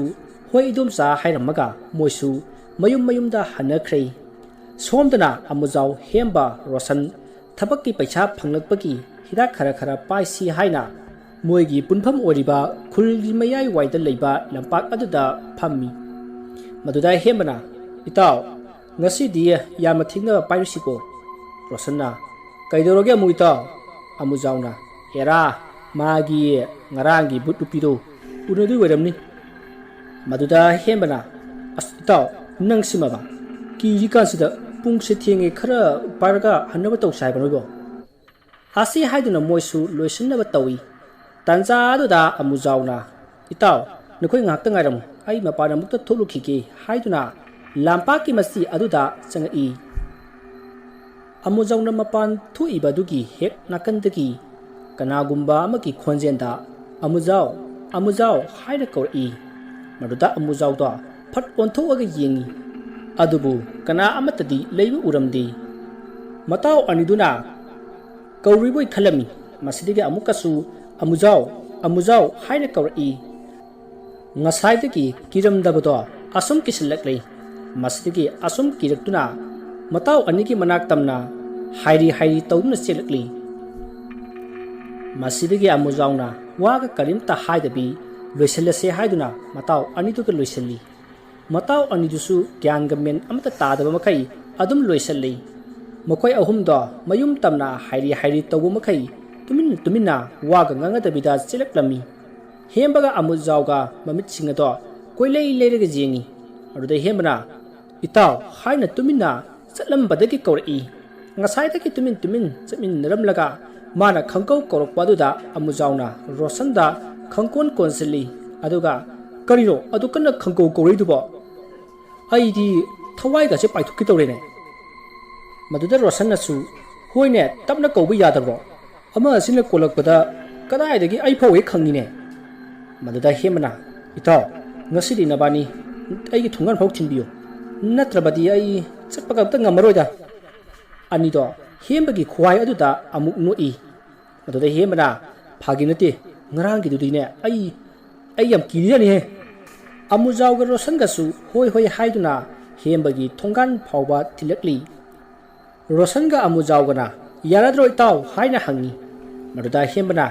ꯌꯥꯔꯦ ꯌꯥꯔꯦ ꯁꯤ ꯌꯧꯔꯗꯤ ꯏꯇꯥꯎꯈꯣꯏꯁꯨ hello ꯍꯥꯏꯔꯒ ꯃꯌꯨꯝꯂꯣꯝꯗ ꯆꯪꯕ ꯍꯧꯕꯒ ꯑꯃꯨꯖꯥꯎꯒ ꯔꯣꯁꯟꯒꯅ ꯇꯨꯡꯗꯒꯤ ꯏꯇꯥꯎ ꯍꯦꯝꯕ ꯕꯨꯠ ꯂꯥꯛꯑꯦ ꯍꯥꯏꯅ ꯂꯥꯎꯅꯔꯛꯏ ꯈꯔꯒ ꯀꯤꯔꯒ ꯂꯩꯕꯒ ꯍꯦꯝꯕꯗꯣ ꯍꯣꯏ ꯃꯥ ꯍꯥꯏꯅ ꯂꯥꯎꯔꯒ ꯆꯦꯟꯁꯤꯟꯈꯤ ꯑꯅꯤꯗꯨꯁꯨ ꯅꯣꯛ ꯅꯣꯛꯇꯨꯅ ꯍꯜꯂꯛꯂꯤ ꯂꯝꯕꯤꯗ ꯑꯃꯨꯖꯥꯎꯅ ꯔꯣꯁꯟꯗ ꯉꯁꯥꯏ ꯃꯥꯅ ꯃꯄꯥꯟ ꯊꯣꯛꯄ ꯆꯠꯄꯗ ꯊꯦꯡꯅꯕꯁꯤꯡ ꯑꯗꯣ ꯇꯝꯃꯤ ꯑꯃꯨꯖꯥꯎꯒꯤ ꯋꯥ ꯑꯗꯨ ꯇꯥꯕꯗꯒꯤ ꯔꯣꯁꯟꯁꯨ ꯈꯔꯗꯤ ꯀꯤꯔꯛꯂꯤ ꯃꯕꯥꯅꯤꯅ ꯋꯥꯔꯤ ꯁꯥꯟꯅꯔꯤꯉꯩ ꯑꯗꯨꯗ ꯇꯨꯡꯂꯣꯝꯗꯒꯤ ꯉꯁꯥꯏꯒꯤ ꯈꯣꯟꯖꯦꯜ ꯑꯗꯨꯕꯨ ꯁꯤ ꯃꯥꯟꯕ꯭ꯔꯣ ꯍꯥꯏꯅ ꯍꯥꯏꯔꯛꯏ ꯈꯣꯟꯖꯦꯜ ꯑꯗꯨ ꯇꯥꯕꯗ ꯃꯈꯣꯏ ꯑꯅꯤꯗꯣ ꯃꯁꯥ ꯍꯥꯏꯔꯤ ꯍꯥꯏꯔꯤ ꯃꯈꯨꯠꯀ ꯁꯝꯅꯔꯒ ꯆꯦꯜꯂꯛꯏ ꯃꯔꯥꯏꯕꯛ ꯐꯕꯅ ꯑꯃꯨꯖꯥꯎꯒꯤ ꯃꯃꯥꯒ ꯃꯅꯥꯎ ꯅꯨꯄꯥꯒ ꯑꯃꯨꯖꯥꯎ ꯊꯤꯕ ꯂꯥꯛꯄꯒ ꯃꯄꯥ ꯆꯥꯅꯅ ꯊꯦꯡꯅꯔꯦ ꯑꯃꯨꯖꯥꯎ ꯍꯣꯏꯒꯤ ꯏꯃꯨꯡ ꯃꯅꯨꯡꯗꯤ ꯃꯃꯥꯒ ꯃꯅꯥꯎ ꯅꯨꯄꯥꯒ ꯃꯈꯣꯏ ꯑꯍꯨꯝ ꯈꯛꯇ ꯂꯩ ꯃꯗꯨꯗ ꯃꯦꯝꯆꯥꯅ ꯀꯩꯗꯧꯔꯦ ꯅꯕꯥꯅꯤꯕꯨ ꯑꯗꯨ ꯀꯟꯅ ꯆꯦꯜꯂꯛꯂꯤꯕ ꯑꯗꯨꯅ ꯋꯥ ꯑꯗꯨ ꯇꯥꯕꯗ ꯔꯣꯁꯟꯒ ꯑꯃꯨꯖꯥꯎꯒ ꯌꯦꯡꯅꯔꯒ ꯈꯨꯝꯂꯛꯏ ꯀꯩꯁꯨ ꯇꯧꯗꯦꯗ ꯏꯃꯥ ꯂꯝꯖꯦꯟ ꯇꯥꯟꯅꯕꯤ ꯁꯥꯟꯅꯔꯝꯕꯅꯤ ꯍꯥꯏꯅ ꯈꯨꯝꯖꯤꯟꯅꯩ ꯃꯦꯝꯆꯥꯅ ꯊꯤꯗ ꯑꯉꯥꯎꯕꯁꯤꯡꯁꯤꯗꯤ ꯑꯩ ꯊꯦꯡꯉꯀꯥꯟꯁꯤꯗ ꯂꯥꯛꯑꯣ ꯍꯌꯦꯡꯈꯩꯗꯤ ꯉꯟꯅ ꯍꯜꯂꯛꯅꯕ ꯇꯧꯅꯦ ꯈꯨꯜꯁꯤꯁꯨ ꯍꯟꯗꯛꯇꯤ ꯉꯍꯥꯟꯈꯩꯒ ꯃꯥꯟꯅꯗ꯭ꯔꯕꯅꯤ ꯑꯁꯤ ꯍꯥꯏꯗꯨꯅ ꯃꯃꯥꯅ ꯍꯥꯏꯔꯤ ꯃꯦꯝꯆꯥꯅ ꯔꯣꯁꯟꯗ ꯏꯕꯨꯡꯉꯣ ꯅꯪꯕꯨ ꯊꯤꯟꯕꯤꯔꯝꯃꯣ ꯍꯥꯏꯕ꯭ꯔꯣ ꯃꯗꯨꯗ ꯔꯣꯁꯟꯅ ꯅꯨꯈꯤ ꯇꯧꯔꯒ ꯏꯃꯥ ꯌꯥꯔꯅꯤꯗ ꯊꯣꯡꯒꯥꯟ ꯐꯥꯎꯗꯪ ꯃꯦꯝꯆꯥꯅ ꯃꯁꯤ ꯑꯉꯥꯎꯕꯁꯤꯗꯤ ꯍꯥꯏꯔꯒ ꯃꯌꯨꯝ ꯐꯥꯎꯕ ꯊꯤꯟꯕꯤꯔꯝꯃꯤ ꯅꯨꯃꯤꯗꯥꯡ ꯅꯣꯡꯌꯥꯏꯒꯤ ꯃꯇꯝꯅꯤ ꯔꯣꯁꯟꯗꯣ ꯇꯨꯝꯃꯨꯔꯒ ꯃꯤꯀꯞ ꯊꯣꯛꯂꯛꯄꯒꯤ ꯇꯥꯟꯖꯥꯅꯤ ꯏꯁꯤꯡ ꯈꯧꯔꯥꯡꯉꯛꯑꯦ ꯍꯥꯏꯗꯨꯅ ꯃꯥꯒꯤ ꯐꯃꯥꯡꯗ ꯂꯩꯕ ꯏꯁꯤꯡ ꯈꯨꯖꯥꯏ ꯑꯗꯨ ꯂꯥꯝꯃꯒ ꯃꯕꯨꯛ ꯄꯦꯟꯅ ꯊꯛꯑꯒ ꯉꯥꯏꯍꯥꯛ ꯐꯝꯃꯤ ꯑꯗꯨꯒ ꯃꯆꯤꯟꯗ ꯁꯣꯜꯂꯤ ꯀꯩꯅꯣꯅꯦ ꯍꯨꯏꯁꯤꯡꯁꯤꯅ ꯑꯩꯈꯣꯏꯔꯣꯝꯗ ꯑꯣꯟꯁꯤꯜꯂꯒ ꯄꯪꯈꯣꯡꯗ ꯈꯣꯡꯉꯤꯁꯤꯕꯣ ꯅꯨꯃꯤꯗꯥꯡ ꯁꯨꯃꯥꯏꯅ ꯍꯨꯏꯅꯒ ꯀꯞꯄ ꯈꯣꯡꯕ ꯇꯧꯕꯁꯤ ꯃꯃꯤꯠꯇ ꯂꯥꯏ ꯎꯏ ꯍꯥꯏꯗꯅ ꯑꯍꯜꯁꯤꯡꯅ ꯍꯥꯏꯅꯕꯅꯤꯅꯦ ꯑꯁꯤ ꯍꯥꯏꯅ ꯋꯥꯈꯜ ꯑꯁꯨꯝ ꯈꯜꯂꯤꯉꯩ ꯇꯥꯟꯖꯥ ꯑꯁꯤꯗ ꯃꯥꯒꯤ ꯐꯃꯨꯡꯒ ꯇꯥꯏꯅꯕ ꯐꯛꯂꯥꯡ ꯑꯗꯣꯝꯗꯒꯤ ꯅꯨꯄꯤ ꯑꯃꯒꯤ ꯈꯣꯟꯖꯦꯜꯗ ꯗꯥ ꯔꯣꯁꯟ ꯍꯥꯏꯅ ꯀꯧꯔꯛꯏ ꯉꯁꯥꯏ ꯃꯈꯩ ꯃꯪꯗꯨꯅ ꯂꯩꯔꯝꯕ ꯔꯣꯁꯟ ꯈꯪꯄ꯭ꯔꯦꯛ ꯈꯪꯉꯤ ꯃꯗꯨꯗ ꯔꯣꯁꯟꯅ ꯀꯅꯥꯅꯣ ꯑꯃꯨꯛ ꯀꯧꯔꯛꯏꯁꯤꯅ ꯍꯥꯏꯅ ꯈꯜꯂꯒ ꯔꯣꯁꯟꯅ ꯀꯅꯥꯅꯣ ꯑꯍꯤꯡꯁꯤꯗ ꯀꯧꯔꯛꯏꯁꯤꯅ ꯍꯥꯏꯅ ꯍꯪꯉꯤ ꯃꯗꯨꯗ ꯀꯧꯔꯝꯕꯗꯣ ꯉꯥꯏꯍꯥꯛꯇꯤ ꯇꯨꯃꯤꯟꯅ ꯂꯩ ꯃꯁꯤꯗꯒꯤ ꯉꯥꯏꯍꯥꯛ ꯂꯩꯔꯒ ꯑꯃꯨꯛ ꯅꯨꯄꯤꯒꯤ ꯈꯣꯟꯖꯦꯜꯗ ꯍꯥꯏꯔꯛꯏ ꯑꯩꯅꯦ ꯋꯥꯔꯤ ꯑꯃ ꯁꯥꯟꯅꯁꯦ ꯃꯄꯥꯟꯗ ꯊꯣꯔꯛꯑꯣ ꯋꯥꯍꯩꯗꯨ ꯇꯥꯕꯗ ꯔꯣꯁꯟꯅ ꯑꯩ ꯅꯪ ꯀꯅꯥꯅꯣ ꯍꯥꯏꯕꯁꯨ ꯈꯪꯗꯦ ꯑꯗꯨꯒ ꯁꯥꯟꯅꯅꯕ ꯋꯥꯔꯤꯁꯨ ꯂꯩꯇꯦ ꯑꯩ ꯊꯣꯛꯂꯛꯄ ꯉꯝꯃꯣꯏ ꯈꯣꯟꯖꯦꯜ ꯑꯗꯨꯅ ꯑꯩꯅꯦ ꯊꯣꯛꯂꯛꯑꯣ ꯍꯥꯏꯅ ꯑꯃꯨꯛꯀꯁꯨ ꯍꯥꯏꯔꯛꯏ ꯔꯣꯁꯟꯅ ꯀꯩꯅꯣꯅꯦ ꯕꯨꯠ ꯑꯁꯤꯒꯤ ꯃꯃꯤꯡꯁꯤꯕꯨ ꯑꯩꯅꯦ ꯀꯧꯕ꯭ꯔꯥ ꯈꯪꯗꯦꯅꯦ ꯑꯩꯅꯦꯗ ꯍꯥꯏ ꯂꯩꯔꯤꯅꯦ ꯑꯁꯨꯝꯅ ꯔꯣꯁꯟꯅ ꯊꯋꯥ ꯁꯥꯗꯕꯤꯗ ꯂꯩꯕ ꯑꯗꯨꯗ ꯈꯣꯟꯖꯦꯜ ꯑꯗꯨꯅ ꯁꯞꯇ꯭ꯔꯥ ꯑꯃꯒ ꯂꯣꯏꯅꯅ ꯍꯥꯏꯔꯛꯏ ꯐꯔꯦ ꯅꯪꯅ ꯊꯣꯔꯛꯎ ꯍꯥꯏꯕ ꯌꯥꯗ꯭ꯔꯕꯅꯤꯅ ꯍꯌꯦꯡ ꯈꯨꯟꯖꯥꯏꯒꯤ ꯂꯝꯄꯥꯛꯇ ꯅꯣꯏ ꯑꯍꯨꯝ ꯄꯨꯟꯅ ꯂꯥꯛꯀꯗꯕꯅꯤ ꯁꯤꯗ ꯀꯔꯤꯒꯨꯝꯕ ꯂꯥꯛꯇꯕ ꯇꯥꯔꯕꯗꯤ ꯑꯩꯅ ꯀꯩꯗꯧꯔꯛꯀꯦ ꯌꯦꯡꯉꯨ ꯅꯣꯏ ꯑꯍꯨꯝꯃꯛ ꯄꯨꯟꯅ ꯌꯣꯠꯀꯗꯕꯅꯤ ꯑꯁꯤ ꯍꯥꯏꯔꯝꯃꯒ ꯆꯠꯈ꯭ꯔꯦ ꯍꯨꯏ ꯈꯣꯡꯂꯝꯕꯁꯤꯡ ꯑꯗꯨꯁꯨ ꯇꯣꯛꯅꯈ꯭ꯔꯦ ꯃꯗꯨꯗ ꯔꯣꯁꯟꯗꯣ ꯀꯩꯌꯦꯕ ꯃꯥꯅ ꯍꯥꯏꯔꯝꯕꯗꯨꯕꯣ ꯑꯩꯈꯣꯏ ꯑꯍꯨꯝꯃꯛ ꯄꯨꯟꯅ ꯌꯣꯠꯀꯅꯤ ꯍꯥꯏꯕ ꯑꯗꯨꯗꯤ ꯃꯥꯅ ꯍꯥꯏꯔꯤꯁꯤ ꯏꯇꯥꯎ ꯑꯃꯨꯖꯥꯎꯒ ꯍꯦꯝꯕꯒ ꯑꯣꯏꯔꯝꯒꯅꯤ ꯈꯪꯗ꯭ꯔꯦꯗ ꯑꯩ ꯒ꯭ꯌꯥꯟꯒ ꯇꯥꯁꯤꯜꯂꯛꯇ꯭ꯔꯦ ꯀꯗꯥꯏꯗꯩꯅꯣ ꯕꯨꯠꯅꯦꯅ ꯁꯣꯅꯣ ꯐꯨꯅꯣ ꯏꯆꯨ ꯆꯨꯔꯗꯅ ꯉꯥꯏꯍꯥꯛꯇ ꯇꯨꯝꯒꯗꯕꯁꯦ ꯇꯨꯝꯕꯒ ꯌꯥꯗ꯭ꯔꯦ ꯉꯁꯥꯏ ꯍꯜꯂꯛꯄꯗ ꯑꯃꯨꯛ ꯇꯝꯅꯔꯛꯄꯗꯒꯤ ꯀꯤꯗꯨꯅ ꯂꯩꯔꯤꯉꯩꯁꯤꯗ ꯑꯃꯨꯛ ꯇꯝꯅꯔꯛꯇꯅ ꯇꯨꯝꯍꯟꯕꯤꯗ꯭ꯔꯦꯕ ꯑꯩꯁꯦ ꯐꯠꯇꯦꯍꯦ ꯂꯥꯏꯃ ꯕꯨꯠ ꯅꯣꯏꯁꯦ ꯑꯁꯨꯝꯅ ꯈꯜꯂꯒ ꯂꯩꯈꯤ ꯑꯌꯨꯛ ꯑꯉꯟꯕꯗ ꯑꯃꯨꯖꯥꯎꯒ ꯍꯦꯝꯕꯒ ꯊꯕꯛ ꯊꯣꯛꯂꯛꯂꯤ ꯃꯗꯨꯗ ꯑꯃꯨꯖꯥꯎꯅ ꯀꯩꯅꯣ ꯉꯔꯥꯡꯅ ꯅꯪ ꯉꯥꯏꯅꯩ ꯉꯁꯤꯅ ꯑꯃꯨꯛ ꯔꯣꯁꯟ ꯍꯥꯏꯕ ꯁꯤ ꯊꯨꯡꯕ ꯃꯥꯟꯕꯗ ꯑꯃꯨꯛ ꯄꯦꯜꯂꯕꯅꯤ ꯑꯁꯤ ꯍꯥꯏꯅ ꯑꯅꯤꯗꯣ ꯅꯣꯛꯇꯨꯅ ꯐꯥꯒꯤ ꯇꯧꯅꯗꯨꯅ ꯔꯣꯁꯟ ꯍꯣꯏꯗ ꯂꯥꯛꯏ ꯔꯣꯁꯟꯁꯨ ꯃꯥꯡꯒꯣꯜꯗ ꯃꯪꯉꯒ ꯐꯝꯗꯨꯅ ꯂꯩꯔꯝꯃꯤ ꯑꯗꯨꯗ ꯍꯦꯝꯕꯅ ꯁꯣꯝꯗꯅ ꯏꯕꯥꯅꯤꯅ ꯊꯕꯛ ꯊꯣꯔꯛꯂꯤ ꯅꯪꯅ ꯇꯨꯝꯕ ꯍꯧꯒꯠꯂꯛꯄꯒꯤ ꯋꯥꯗꯅ ꯄꯣꯊꯥꯔꯒ ꯂꯩꯔꯤꯕ꯭ꯔꯥ ꯅꯪꯅ ꯑꯗꯨꯗ ꯊꯕꯛꯀ ꯆꯠꯂꯔꯣꯏꯗ꯭ꯔꯣ ꯑꯩꯈꯣꯏ ꯁꯣꯝꯁꯤꯕꯣ ꯑꯃꯨꯖꯥꯎꯅ ꯑꯃꯨꯛ ꯀꯥꯔꯟ ꯐꯨꯖꯤꯜꯂꯛꯏ ꯀꯩꯗꯧꯔꯒꯦꯅꯦ ꯑꯩꯈꯣꯏ ꯏꯇꯥꯎ ꯆꯦꯔꯤ ꯊꯨꯡꯕꯕꯣ ꯃꯪꯗꯒ ꯀꯔꯤ ꯇꯧꯔꯝꯒꯦ ꯅꯠꯇ꯭ꯔꯒ ꯁꯥꯃꯨꯅꯒ ꯇꯥꯟꯅꯔꯝꯃꯤꯔꯕ ꯑꯩꯈꯣꯏꯗꯒ ꯍꯥꯏꯕ ꯌꯥꯗꯕ꯭ꯔꯣ ꯃꯗꯨꯗ ꯔꯣꯁꯟꯅ ꯏꯇꯥꯎ ꯅꯣꯏ ꯑꯅꯤꯀꯣ ꯉꯁꯤ ꯑꯩ ꯁꯥꯎꯔꯛꯇꯅ ꯀꯤꯟ ꯆꯥꯅꯤꯀꯣ ꯅꯔꯥꯏꯕꯛ ꯑꯐꯕꯗꯨ ꯇꯧꯔꯛꯀꯅꯤ ꯉꯁꯤ ꯑꯇꯩ ꯂꯥꯏꯔꯤ ꯉꯁꯤꯗꯤ ꯊꯕꯛ ꯂꯦꯞꯄꯁꯦ ꯋꯥꯔꯤ ꯑꯔꯨꯕ ꯑꯃ ꯂꯩꯔꯤ ꯏꯃꯥ ꯍꯣꯏꯁꯨ ꯍꯧꯒꯠꯇ꯭ꯔꯤ ꯑꯁ꯭ꯋꯥꯏꯗ ꯀꯩꯅꯣ ꯇꯥꯟꯅꯔꯨꯁꯤ ꯂꯥꯛꯑꯣ ꯑꯅꯤꯗꯨꯁꯨ ꯀꯩꯗꯧꯔꯒꯦꯅꯦ ꯍꯣꯏ ꯂꯥꯛꯑꯣ ꯑꯁꯤ ꯍꯥꯏꯅ ꯄꯨꯟꯅ ꯊꯣꯛꯂꯛꯏ ꯑꯁꯨꯝ ꯊꯣꯛꯂꯛꯄꯅ ꯃꯈꯣꯏ ꯑꯍꯨꯝꯒꯤ ꯍꯦꯛ ꯄꯨꯟꯐꯝ ꯈꯨꯟꯖꯥꯏ ꯂꯝꯄꯥꯛ ꯑꯗꯣ ꯌꯧꯔꯤ ꯑꯍꯨꯝꯗꯣ ꯐꯝꯊꯔꯒ ꯋꯥꯔꯤ ꯍꯧꯔꯛꯏ ꯑꯃꯨꯖꯥꯎꯅ ꯀꯩꯗꯧꯔꯒꯦ ꯉꯁꯤ ꯊꯕꯛ ꯂꯦꯞꯄꯁꯦ ꯍꯥꯏꯕꯕꯣ ꯔꯣꯁꯟꯗꯨ ꯁꯣꯔ ꯁꯥꯡꯅ ꯍꯣꯟꯗꯣꯛꯂꯒ ꯃꯉꯣꯟꯗ ꯉꯔꯥꯡ ꯊꯣꯛꯈꯤꯕ ꯅꯨꯄꯤ ꯑꯗꯨꯅ ꯍꯥꯏꯔꯝꯕꯁꯤꯡ ꯑꯗꯣ ꯂꯣꯏꯅ ꯇꯝꯂꯝꯃꯤ ꯍꯦꯃꯅ ꯀꯔꯤꯅꯣ ꯑꯩꯈꯣꯏ ꯑꯍꯨꯝ ꯂꯥꯛꯑꯣ ꯍꯥꯏꯁꯤꯅ ꯃꯗꯨꯗ ꯑꯃꯨꯖꯥꯎꯅ ꯈꯪꯗꯦꯅꯦ ꯑꯃꯨꯛ ꯄꯨꯟꯅ ꯌꯣꯠꯀꯦ ꯍꯥꯏꯔꯛꯇꯣꯏ ꯖꯥꯠꯂꯥ ꯇꯟꯈ꯭ꯔꯦꯗ ꯔꯣꯁꯟꯅ ꯍꯣꯔꯦꯟꯗꯤ ꯁꯤꯕ꯭ꯔꯥ ꯆꯪꯕ꯭ꯔꯥ ꯈꯪꯗꯦ ꯏꯟꯖꯥꯡꯗꯣ ꯑꯍꯥꯎꯕ ꯆꯥꯅꯍꯧꯔꯣꯏ ꯋꯥꯈꯜꯒꯗꯣ ꯅꯨꯡꯉꯥꯏꯕ ꯈꯜꯍꯧꯔꯣ ꯁꯤꯗ꯭ꯔꯤꯀꯥꯟꯗ ꯑꯃꯨꯖꯥꯎꯅ ꯑꯩꯈꯣꯏ ꯑꯍꯨꯝꯁꯦ ꯅꯨꯄꯤ ꯊꯤꯕ ꯈꯪꯗꯅ ꯄꯨꯟꯁꯤꯁꯦ ꯑꯗꯨꯝ ꯂꯣꯏꯈ꯭ꯔꯗꯧꯅꯤꯗ ꯀꯗꯥꯏꯗꯩꯅꯣ ꯄꯨꯠ ꯅꯨꯄꯤ ꯑꯃꯅ ꯍꯦꯛ ꯒ꯭ꯌꯥꯟꯒ ꯂꯣꯏ ꯇꯥꯗ꯭ꯔꯦ ꯇꯧꯔꯤꯁꯦ ꯀꯅꯥꯗ ꯀꯔꯤ ꯂꯥꯟꯈꯤꯗꯅꯅꯣ ꯈꯪꯗ꯭ꯔꯦꯅꯦ ꯑꯣꯟꯊꯣꯛꯄꯅꯤꯗ ꯃꯗꯨꯗ ꯍꯦꯝꯕꯅ ꯗꯁꯥꯅꯤꯍꯦ ꯈꯜꯂꯨꯕꯗ ꯊꯃꯣꯏꯁꯦ ꯀꯥꯏꯔꯦꯀꯣ ꯔꯣꯁꯟꯅ ꯌꯥꯔꯁꯦ ꯊꯃꯣꯏꯗꯣ ꯈꯔ ꯀꯥꯏꯔꯗꯤ ꯅꯪꯁꯨ ꯂꯦꯞꯄꯣ ꯑꯃꯨꯖꯥꯎꯅ ꯅꯍꯥꯟꯁꯨ ꯑꯩꯈꯣꯏꯒꯤ ꯌꯨꯝꯊꯪꯅꯕꯒꯤ ꯏꯅꯦ ꯇꯣꯝꯕꯤꯗꯣ ꯈꯔ ꯃꯝꯁꯤꯜꯂꯛꯄ ꯑꯗꯨꯋꯥꯏꯗ ꯀꯩꯊꯦꯜꯗꯒꯤ ꯍꯜꯂꯛꯄ ꯖꯥꯠꯅꯤ ꯑꯗꯨꯗ ꯇꯨꯡꯗꯒꯤ ꯃꯁꯛ ꯈꯪꯗꯕ ꯅꯨꯄꯤ ꯑꯃꯅ ꯏꯅꯦ ꯀꯩꯀꯩ ꯂꯩꯔꯛꯀꯦ ꯑꯩꯁꯨ ꯈꯤꯇ ꯆꯥꯍꯧꯒꯦ ꯍꯥꯏꯅ ꯅꯣꯛꯁꯤꯜꯂꯛꯑꯦ ꯍꯥꯏꯅꯦ ꯑꯗꯒꯤ ꯏꯅꯦꯗꯣ ꯁꯣꯂꯤ ꯈꯔꯒ ꯀꯤꯒꯟꯕꯅꯦ ꯍꯣꯠꯇꯅ ꯆꯦꯜꯂꯛꯑꯦꯅ ꯋꯥꯔꯤ ꯇꯧꯏ ꯑꯩꯈꯣꯏꯗ ꯃꯗꯨꯗ ꯍꯦꯃꯅ ꯀꯔꯤꯅꯣ ꯑꯗꯨꯗꯤ ꯄꯨꯔꯥ ꯕꯦꯔꯥꯅꯤꯍꯦ ꯕꯨꯠꯅꯕꯨ ꯑꯆꯥꯄꯣꯠꯅꯤꯕ ꯍꯥꯏ ꯌꯥꯏ ꯕꯨꯠꯁꯨ ꯑꯅꯩꯕ ꯕꯨꯠ ꯌꯥꯝꯅ ꯊꯣꯛꯂꯛꯑꯦꯅꯦ ꯃꯗꯨꯗ ꯑꯃꯨꯖꯥꯎꯅ ꯇꯝꯅꯕꯁꯦ ꯏꯇꯥꯎ ꯔꯣꯁꯟꯗꯅ ꯈꯔ ꯍꯦꯟꯕ ꯃꯥꯜꯂꯤ ꯔꯣꯁꯟꯅ ꯌꯥꯔꯁꯦ ꯑꯩꯈꯣꯏꯅ ꯋꯥꯊꯤ ꯇꯧꯔꯒ ꯂꯩꯔꯦ ꯍꯣꯔꯦꯟꯗꯤ ꯑꯩꯈꯣꯏꯗ ꯄꯨꯟꯅ ꯂꯩꯔꯁꯤ ꯑꯩꯈꯣꯏꯒꯤꯗꯤ ꯏꯃꯥꯒ ꯑꯩꯒꯗꯪ ꯂꯩꯕꯅꯤꯅ ꯅꯨꯡꯉꯥꯏꯇꯦ ꯑꯗꯣ ꯑꯩꯈꯣꯏ ꯁ꯭ꯋꯥꯏꯗꯒꯤ ꯑꯍꯩꯕ ꯑꯃꯥꯏꯕꯤꯔꯥ ꯑꯃꯒ ꯆꯠꯂꯁꯤ ꯃꯗꯨꯗ ꯍꯦꯝꯕꯁꯨ ꯑꯗꯨꯅ ꯐꯗꯧ ꯃꯥꯜꯂꯦ ꯏꯇꯥꯎ ꯑꯗꯣ ꯑꯩꯈꯣꯏ ꯁ꯭ꯋꯥꯏꯗꯕꯨ ꯑꯍꯩꯕ ꯀꯅꯥ ꯂꯩꯕꯖꯥꯠꯅꯣꯅꯦ ꯈꯪꯅꯕ ꯂꯩꯕ꯭ꯔꯣ ꯅꯣꯏꯕꯣ ꯑꯗꯨꯗ ꯑꯃꯨꯖꯥꯎꯅ ꯃꯃꯥꯡ ꯂꯩꯀꯥꯏꯗ ꯑꯃꯗꯤ ꯂꯩꯕꯅꯦ ꯃꯥꯒꯤ ꯃꯃꯤꯡꯗꯨꯕꯨ ꯑꯃꯥꯏꯕꯤ ꯊꯥꯔꯣ ꯍꯥꯏꯕ ꯑꯗꯨꯒ ꯆꯠꯂꯁꯦ ꯔꯣꯁꯟꯅ ꯐꯔꯦꯅꯦ ꯑꯗꯨꯗꯤ ꯍꯧꯖꯤꯛ ꯑꯩꯈꯣꯏ ꯑꯍꯨꯝ ꯆꯠꯂꯨꯔꯁꯤ ꯑꯁꯤ ꯍꯥꯏꯅꯗꯨꯅ ꯑꯃꯥꯏꯕꯤ ꯊꯥꯔꯣ ꯍꯣꯏꯗ ꯃꯈꯣꯏ ꯑꯍꯨꯝꯗꯣ ꯂꯥꯛꯂꯤ ꯑꯃꯥꯏꯕꯤ ꯊꯥꯔꯣꯁꯨ ꯂꯥꯏꯒꯤ ꯊꯧꯔꯝ ꯑꯃ ꯇꯧꯒꯗꯕꯒꯤ ꯇꯧꯗꯨꯅ ꯂꯩꯔꯝꯃꯤ ꯃꯣꯏ ꯑꯍꯨꯝꯅ ꯏꯃꯥ ꯑꯃꯥꯏꯕꯤ ꯍꯥꯏꯅ ꯀꯧꯏ ꯑꯃꯥꯏꯕꯤ ꯊꯔꯣꯅ ꯉꯥꯏꯍꯥꯛ ꯉꯥꯏꯈꯣ ꯍꯥꯏꯅ ꯏꯪꯒꯤꯠ ꯇꯧꯔꯛꯏ꯫ ꯂꯥꯏꯒꯤ ꯊꯧꯔꯝꯗꯣ ꯂꯣꯏꯁꯤꯜꯂꯕ ꯃꯇꯨꯡ ꯑꯃꯥꯏꯕꯤ ꯊꯔꯣꯅ ꯀꯩ ꯂꯩꯔꯒꯦꯅꯦ ꯏꯆꯥ ꯑꯍꯨꯝꯅ ꯂꯥꯛꯄꯕꯣ ꯑꯔꯥꯏꯕꯗꯤ ꯃꯥꯟꯗꯦꯗ ꯍꯥꯏꯅ ꯍꯪꯂꯛꯏ꯫ ꯃꯗꯨꯗ ꯔꯣꯁꯟꯅ ꯑꯆꯨꯝꯕꯅꯤ ꯏꯃꯥ ꯑꯃꯥꯏꯕꯤ, ꯑꯩꯈꯣꯏꯅ ꯏꯃꯥ ꯑꯃꯥꯏꯕꯤꯒꯤꯗ ꯂꯥꯛꯄꯁꯤꯕꯨ ꯀꯔꯤꯒꯤ ꯑꯣꯏꯅꯤꯒꯤ, ꯂꯥꯏꯒꯤ ꯃꯇꯥꯡꯗꯅꯤ ꯏꯃꯥ꯫ ꯑꯁꯤ ꯍꯥꯏꯔꯒ ꯃꯣꯏꯗ ꯊꯣꯛꯈꯤꯕꯁꯤꯡ ꯑꯗꯣ ꯂꯣꯏꯅ ꯑꯃꯥꯏꯕꯤ ꯊꯔꯣꯗ ꯇꯝꯂꯝꯃꯤ꯫ ꯑꯃꯥꯏꯕꯤ ꯊꯔꯣꯅ ꯐꯔꯦ ꯐꯔꯦ, ꯍꯣꯔꯦꯟ ꯅꯨꯃꯤꯗꯥꯡ ꯅꯣꯏ ꯑꯍꯨꯝ ꯏꯃꯥꯒꯤ ꯑꯁꯤꯗ ꯂꯥꯛꯑꯣ, ꯑꯗꯨꯒ ꯏꯃꯥꯒ ꯄꯨꯟꯅ ꯆꯠꯂꯁꯤ, ꯊꯋꯥꯏꯗꯨꯅ ꯄꯥꯝꯂꯤꯕꯗꯣ ꯀꯔꯤꯅꯣ ꯍꯥꯏꯕꯗꯨ ꯌꯦꯡꯂꯁꯤ꯫ ꯃꯗꯨꯗ ꯑꯃꯨꯖꯥꯎꯅ ꯏꯃꯥ ꯑꯗꯨꯗꯤ ꯅꯆꯥꯁꯤꯡ ꯍꯣꯔꯦꯟ ꯑꯣꯏꯅ ꯂꯥꯛꯆꯔꯒꯦ, ꯏꯃꯥꯅ ꯍꯔꯥꯎ ꯍꯔꯥꯎꯖꯕꯤꯕꯒꯤ ꯌꯥꯝꯅ ꯅꯨꯡꯉꯥꯏꯖꯔꯦ ꯑꯁꯤ ꯍꯥꯏꯔꯝꯂꯒ ꯊꯣꯛꯂꯛꯏ꯫ ꯃꯗꯨꯗ ꯍꯦꯝꯕꯅ ꯂꯝꯕꯤꯗ ꯏꯃꯥ ꯑꯃꯥꯏꯕꯤ ꯌꯥꯎꯔꯕꯅꯤꯅ ꯍꯣꯔꯦꯟꯗꯤ ꯀꯩꯁꯨꯗꯤ ꯇꯧꯔꯛꯄꯗꯤ ꯉꯝꯂꯔꯣꯏꯁꯦ꯫ ꯑꯃꯨꯖꯥꯎꯅ ꯍꯣꯔꯦꯟ ꯐꯤꯂꯝꯒꯤ ꯇꯥꯏꯞꯇ ꯈꯣꯡꯒ ꯄꯥꯏꯔꯒ ꯆꯤꯡꯈ꯭ꯔꯗꯤ ꯑꯁ ꯑꯩꯗꯤ ꯂꯣꯏꯔꯦꯍꯦ꯫ ꯑꯍꯨꯝꯗꯣ ꯐꯥꯒꯤ ꯇꯧꯅꯗꯨꯅ ꯂꯥꯛꯂꯤ꯫ ꯁꯣꯝꯗꯅ ꯀꯣꯛꯂꯩꯅ ꯃꯥꯂꯦꯝꯗ ꯍꯧꯖꯤꯛ ꯃꯈꯣꯏ ꯑꯍꯨꯝ ꯑꯗꯣ ꯃꯁꯛ ꯈꯪꯕ ꯉꯝꯗ꯭ꯔꯤꯕ꯭ꯔꯥ ꯍꯥꯏꯅ ꯍꯪꯉꯤ꯫ ꯑꯗꯨꯗ ꯃꯥꯂꯦꯝꯅ ꯏꯌꯥꯝꯕ, ꯋꯥꯁꯤ ꯃꯤ ꯈꯪꯅꯕ ꯌꯥꯕ ꯊꯕꯛ ꯅꯠꯇꯕꯁꯤꯗ ꯇꯧꯕꯅꯦ, ꯇꯣꯝꯕꯒ ꯏꯕꯥꯅꯤꯁꯨ ꯀꯟꯅꯕꯨꯗꯤ ꯊꯤꯔꯤꯕꯅꯤ꯫ ꯃꯗꯨꯗ ꯀꯣꯛꯂꯩꯅ ꯐꯔꯦꯁꯦ, ꯑꯗꯣ ꯇꯣꯝꯕꯗꯁꯨ ꯀꯔꯤꯅꯣ ꯄꯥꯎ ꯂꯩꯒꯦ ꯍꯥꯏꯕꯗꯣ ꯑꯩꯉꯣꯟꯗ ꯄꯥꯎ ꯄꯤꯔꯛꯎ, ꯑꯩꯁꯨ ꯍꯟꯗꯛ ꯅꯣꯡ ꯅꯤꯅꯤꯁꯦ ꯏꯁꯥ ꯀꯌꯥ ꯅꯨꯡꯉꯥꯏꯇꯦ꯫ ꯃꯥꯂꯦꯝꯅ ꯐꯅꯤ ꯏꯌꯥꯝꯕ, ꯅꯨꯃꯤꯗꯥꯡ ꯋꯥꯏꯔꯝꯒꯤ ꯃꯇꯝꯅꯤ ꯍꯥꯏꯅꯈꯤꯕꯒꯤ ꯃꯇꯨꯡ ꯏꯟꯅ ꯍꯦꯝꯕꯒ ꯑꯃꯨꯖꯥꯎꯒꯗꯣ ꯔꯣꯁꯟ ꯍꯣꯏꯗ ꯂꯥꯛꯂꯤ꯫ ꯔꯣꯁꯟꯅ ꯏꯇꯥꯎ ꯅꯣꯏ ꯂꯥꯛꯑꯕꯣ? ꯑꯩꯗꯤ ꯉꯁꯥꯏꯗꯒꯤ ꯉꯥꯏꯔꯕꯅꯦ, ꯆꯪꯉꯛꯑꯣ ꯏꯃꯨꯡꯗ꯫ ꯔꯣꯁꯟꯒꯤ ꯃꯃꯥ ꯁꯈꯤꯅ ꯏꯕꯨꯡꯉꯣ ꯅꯣꯏ ꯂꯥꯛꯑꯕ, ꯆꯪꯉꯣ, ꯅꯣꯏꯕꯨ ꯌꯨꯝꯗꯒ ꯍꯥꯏꯔꯝꯂꯕ꯭ꯔꯣ? ꯍꯦꯝꯕꯅ ꯍꯣꯏ ꯏꯃꯥ ꯍꯥꯏꯔꯝꯃꯦ꯫ ꯁꯈꯤꯅ ꯐꯔꯦ ꯐꯔꯦ, ꯉꯁꯤꯗꯤ ꯏꯆꯥꯁꯤꯡꯒ ꯍꯥꯎꯕ ꯍꯥꯎꯇꯕ ꯆꯥꯛ ꯆꯥꯃꯤꯟꯅꯕ ꯇꯥꯔꯦꯅꯦ꯫ ꯑꯃꯨꯖꯥꯎꯅ ꯏꯃꯥ,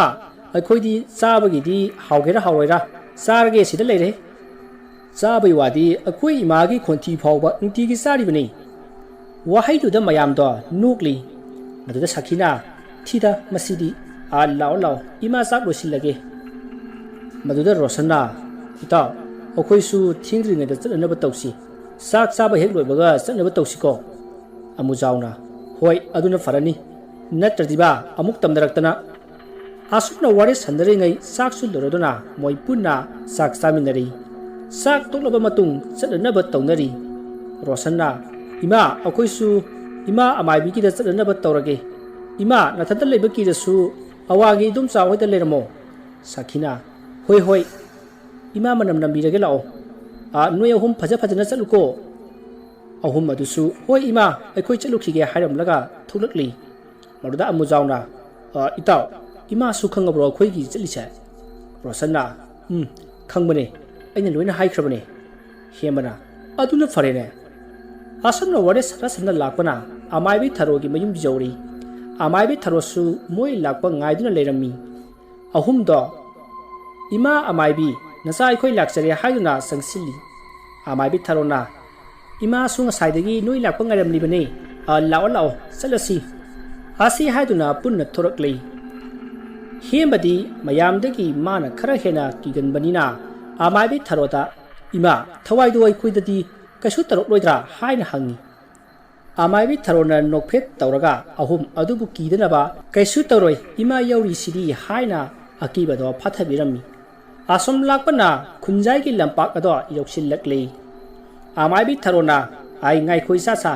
ꯃꯐꯝꯁꯤ ꯌꯧꯔꯕꯅꯤꯅ ꯏꯃꯥ ꯊꯋꯥꯏꯗꯣ ꯋꯥꯔꯤ ꯁꯥꯟꯅꯅꯕ ꯀꯧꯕ ꯍꯧꯔꯒꯦ, ꯅꯈꯣꯏ ꯇꯨꯃꯤꯟ ꯂꯩꯌꯨꯀꯣ꯫ ꯑꯃꯥꯏꯕꯤꯒꯤ ꯋꯥꯗꯨ ꯇꯥꯕꯗ ꯑꯍꯨꯝꯗꯨꯁꯨ ꯇꯥꯁꯤꯜꯂꯒ ꯄꯨꯂꯞ ꯆꯦꯛꯃꯣꯛ ꯂꯥꯎꯗꯕꯤꯗ ꯐꯝꯃꯒ ꯂꯩ꯫ ꯃꯁꯤꯗꯒꯤ ꯑꯃꯥꯏꯕꯤ ꯊꯔꯣꯅ ꯊꯋꯥꯏ ꯑꯗꯨꯕꯨ ꯀꯧꯅꯅꯕ ꯂꯥꯏꯁꯣꯟ ꯇꯤꯟꯁꯣꯟ ꯁꯣꯟꯕ ꯍꯧꯔꯛꯂꯝꯃꯤ꯫ ꯉꯁꯥꯏ ꯃꯈꯩ ꯂꯤꯔꯤ ꯁꯤꯠꯂꯝꯕ ꯅꯨꯡꯁꯤꯠ ꯑꯗꯣ ꯁꯥꯕꯨꯡ ꯇꯧꯕ ꯅꯨꯡꯁꯤꯠꯅ ꯃꯍꯨꯠ ꯃꯔꯦꯡ ꯁꯤꯟꯈ꯭ꯔꯦ꯫ ꯑꯀꯣꯏꯕ ꯑꯗꯨꯁꯨ ꯍꯨꯏ ꯀꯌꯥꯅ ꯀꯞꯄ ꯈꯣꯡꯕ ꯍꯧꯔꯛꯂꯤ꯫ ꯇꯧꯔꯛꯂꯤꯕ ꯃꯑꯣꯡ ꯑꯗꯨꯗ ꯑꯍꯨꯝ ꯑꯗꯨꯗꯤ ꯀꯤꯕꯅ ꯃꯁꯥꯁꯤꯡꯗꯣ ꯅꯤꯛꯄ ꯍꯧꯔꯛꯏ꯫ ꯇꯧꯔꯤꯕ ꯃꯇꯧ ꯑꯗꯨꯗ ꯑꯃꯨꯖꯥꯎꯅ ꯏꯇꯥꯎ ꯑꯩꯗꯤ ꯀꯤꯕꯅ ꯀꯩꯅꯣꯝꯃ ꯇꯧꯔꯦ꯫ ꯃꯗꯨꯗ ꯍꯦꯝꯕꯅꯁꯨ ꯍꯥꯏ ꯅꯪꯒ ꯅꯠꯇꯦ ꯑꯩꯁꯨꯅꯦ, ꯀꯔꯤꯅꯣ ꯇꯧꯔꯛꯏꯁꯤꯕꯣ, ꯏꯃꯥꯅ ꯍꯦꯛ ꯄꯣꯛꯄꯗꯒꯤ ꯁꯨꯃꯥꯏꯅ ꯇꯧꯕ ꯊꯦꯡꯅꯗ꯭ꯔꯤꯃꯤ꯫ ꯔꯣꯁꯟꯅ ꯏꯇꯥꯎ ꯑꯩꯗꯤ ꯏꯁꯥꯁꯦ ꯌꯥꯝꯅ ꯅꯤꯛꯑꯦ, ꯅꯝꯕꯔ 1 2ꯒ ꯂꯣꯏꯅ ꯇꯧꯅꯤꯡꯉꯦꯕ ꯁꯤꯗꯤ꯫ ꯋꯥ ꯑꯗꯨꯗ ꯃꯇꯥꯎ ꯑꯅꯤꯗꯣ ꯑꯁ ꯍꯥꯏꯅꯗꯦꯍꯦ, ꯇꯨꯃꯤꯟ ꯂꯩꯅꯔꯣ, सोमदना अमायबी थरोसु लाइसन सिंदो सोनब लोइबगा उसिल्लंबा ममित्तो तपना पांगथोरई मरुदा उरे ममांगदा थवाई अदुना लेपगा मसागे सक्तमदा लेरिबदो अमायबी थरोना थवाई अदुदा हायु नंग कनानो करिगिदमक मखोय अहुमदा येलिबनो नंगना मखोय अहुमदगी पामलिबसे करिनो हायना हंगी अमायबी थरोगी वा अदु ताबदा थवाई अदुना निंगमदना अमायबी थरोदा हायई हायगी आई असिंबसिंदो आइना हायगदरिबो वासे मखोय अहुमदसु आइगी सक्तमसे उहंदुना ताहलो मसिदगी अमायबी थरोना होय होय हायदुना लाइसन अमा सोलगा मखोय अहुमदा फू फू कामथो अमी ngasai tasil laga leramba makhoi ahumda mamangda thawai aduna pairaga lepaga lerambadu ubada kharaga kiraga leibane amuk ke hena kiba haibadu oire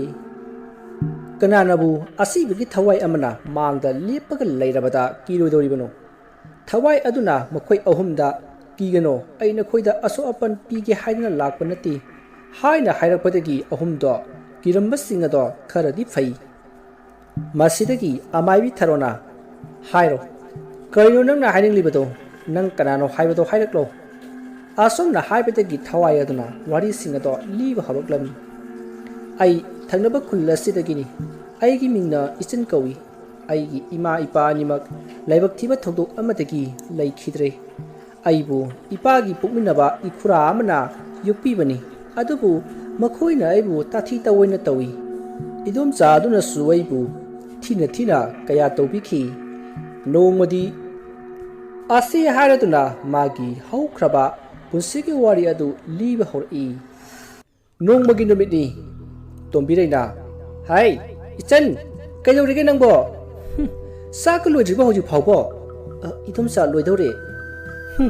ngasidi isan nupa boarding ta laikhibadu unarugi na tawbani masigi lamsa sarasina aise khoidok siamna sawranandori idom sa sak si thire hauji charadra tara tawbani tombirei do sak to hek hupaga kaino sibo hinjangbu kanana sumaina thunage sidine noigi namaga na pa asibado ada pijiruso nama asibado na sumaina thungu haidna takpiramro ichendo mamai non tharaga idom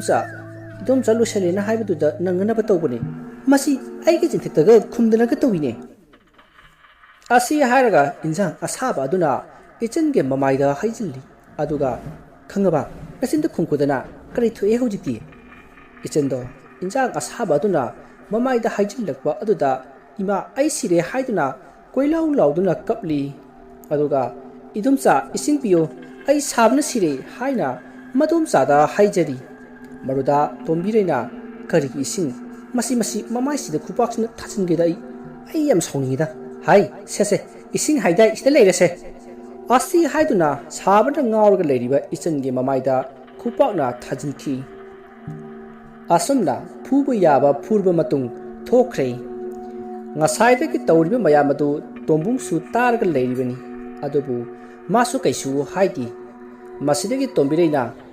mai babung kaida leirige masi nu pasine ne amu kaida leiribano khangdeba ai khoidau sawit kadorida tombungna ai tare lore bro chila siro asi haina masan nupa gi boarding da satkhre imung dudana isanna ima nasagi na tokse yengduna leibangam libro nasa yamna wari ima nasa bul loksin biro ima gi nakta leijarage nasa idom sagi minei da khamangam dre ima asomna isando ten thana oina pe na kapsari numit adogi numidang duba tombirei hoida koklai malem amadi tomba makhoi punna pullaga party tawrabi ichandi makhoi mayamgi sak thongduna lei makhoi singadu wa khanaba hori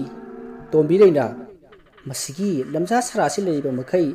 mama mapana thambiramba property singse aikhoi koi ba yaroi doribani koklai tombirei gi masigi masani da koklai na khumlai idomsa adodi kamaina tawsige tombireina kamaina tawba haibabu kok hato khraga lori hai yengu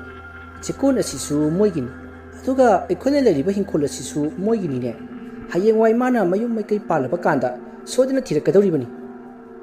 asi haraga magi nupada mo won silladuna hairi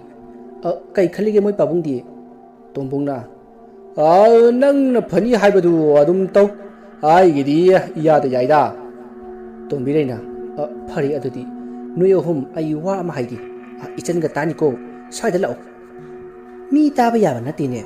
ichan do sak thung lan khini ichan do ne dukan da chatlo da thadorakki noina adagi tanza du da phara ga ne pukro aduga losin kro songi lekai ki kai gidi aina phana basin lagi maruda koklai malem tomba haifet jengnaraga hoidumsa ekhoi phana na batorage tombiraina ichan sida amta laune ichan na kai hai gi tumsa tombiraina ai se dukan dagi alu khara lai so ngasai le rakpa kawre paisa sida le rase ichan su hoi hairaga thoki